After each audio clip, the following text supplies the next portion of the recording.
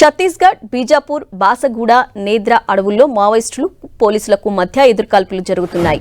ఈ కాల్పుల్లో 3 మావోయిస్టులు మృతి చెందారు. దీంతో భద్రతా దళాలు ముమ్మరంగా కూంబింగ్ నిర్వహిస్తున్నాయి. బాసగూడ పోలీస్ స్టేషన్ పరిధిలో హైలైట్ ప్రకటించారు.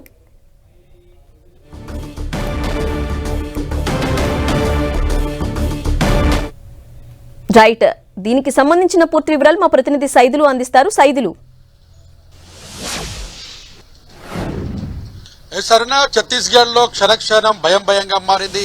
మొత్తంగా అటవీ ప్రాంతాలను సూర్యశక్తి పేరుతో అటు భద్రతా బలగాలు మావోయిస్టులను ఏరవేత లక్ష్యంగా కొనసాగుతుంది. ప్రస్తుతం బీజాపూర్, బాసగూడ అటవీ ప్రాంతంలో ఎదురుకాల్పులు ఉదయం నుంచి కొనసాగుతున్నాయి. ఈ ఎదురుకాల్పుల్లో 3 మావోయిస్టులు మృతి చెందిన పరిస్థితి ఉంది. ఇంకా కుమ్మింగ్ ప్రక్రియను వేగవంతం చేసిన పరిస్థితి అయితే కనిపిస్తుంది. బాసగూడ అటవీ ప్రాంతం, అదేవిధంగా నిద్ర అటవీ ప్రాంతంలో పూర్తి స్థాయిలో కూడా కేంద్ర బలగాలు, ఇటు రాష్ట్ర బలగాలు, ఛత్తీస్గఢ్ సరిహద్దు ప్రాంతం, తెలంగాణ సరిహద్దు ప్రాంతంగా ఉన్నటువంటి ప్రాంతాల్లో మొత్తం పెద్ద ఎత్తున కూడా కూంబింగ్ ను వేగవంతం చేశారు. మొత్తంగా మావోయిస్టు స్థావరాలను పూర్తిగా ఐడెంటిఫికేషన్ చేసి దాదాపుగా నెల రోజులుగా నుంచి అడవులను జల్లెడపడుతున్న పరిస్థితి. ఈ అడవులను జల్లెడపడుతున్న క్రమంలో అటు పోలీసులు మావోయిస్టుల మధ్య జరుగుతున్న ఎదురుకాల్పుల్లో ఇప్పటికీ 3 మావోయిస్టులు మృతి చెందగా మరికొంతమంది కూడా మృతి చెంది ఉంటారు.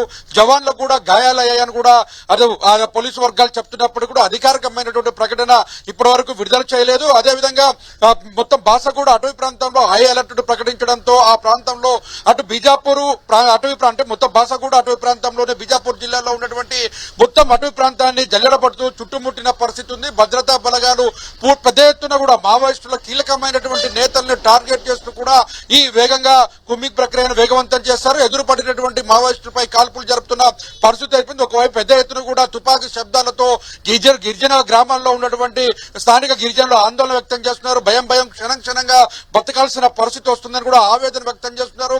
ఇటీవలనే పామేడు అటవీ ప్రాంతంలో ఏర్పాటు చేస్తున్నటువంటి మొత్తం కేంద్రాలను కూడా పూర్తిగా అటు మావోయిస్టులు ఉన్నారని చెప్పేసి కూడా వారిపైన దాడి చేసిన ఘటన మరొక ముందే మరోపక్క ఇప్పటికీ పామేడులో ఒకవైపు కాల్పులు జరుగుతున్న నేపథ్యం కనిపిస్తుంది. మొత్తంగా ఛత్తీస్గఢ్ అటవీ ప్రాంతం క్షణక్షణంలో ఏం జరుగుతుంది ఏంటి అని కూడా భయాందోళనకు గురవుతున్న పరిస్థితి కనిపిస్తుంది.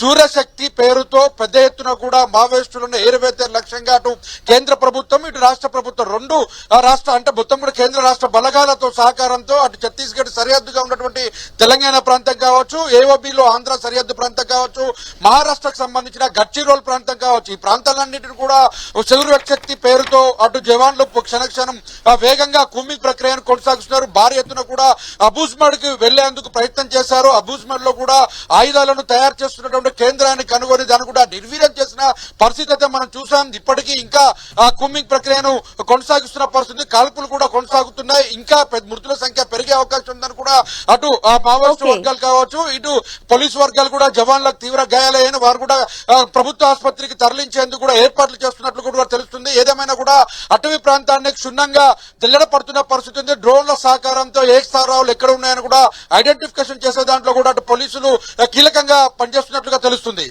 Right Saidulu, thank you.